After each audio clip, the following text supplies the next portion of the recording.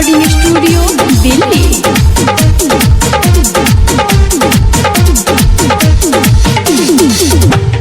ननदो लहसुन खरुआ तेल कर गरम हल्ला जो कहलो नइखे जात लागे सरम। ननदो लहसुन खरुआ तेल कर गरम किला जो कहलो नइखे जात लागे सरम। पहिले राते देहले कहमर करकाई हो यही से लहरुआइल रहिले कि दुनु जबाना दिहले हमर पुचकाई हो एही में अझुराइल रहिले।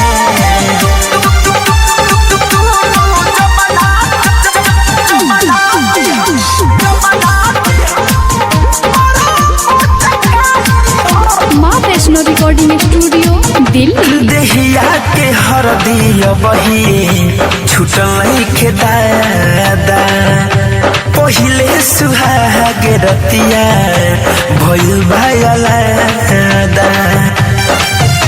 अरे सखी देहिया के हरदिया बही छुटल के दादा पहिले सुहाग रतिया भइल बायला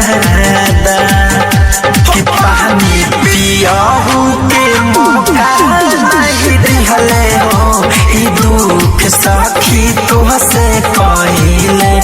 पहिले राति दिहले कमर करकाई हो एही से लहरुआइल रहिले।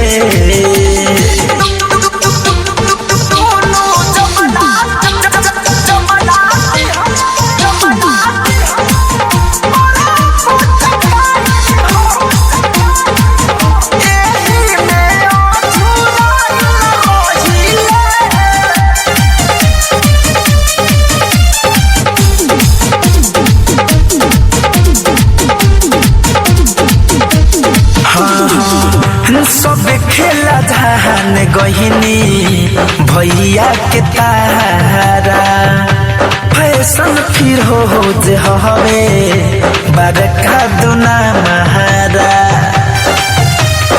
ए सखी रजौ धनंजय धड़कन नाही मनाले आटा जैसे मोरा उजा हवनिया के सनहले तदहरता भीतरे भीतरे हम छुपाई हो रजाई में लुकाइल रहिले। पहिले राते देले कमर करकाई हो एही से लहरुआइल रहिले।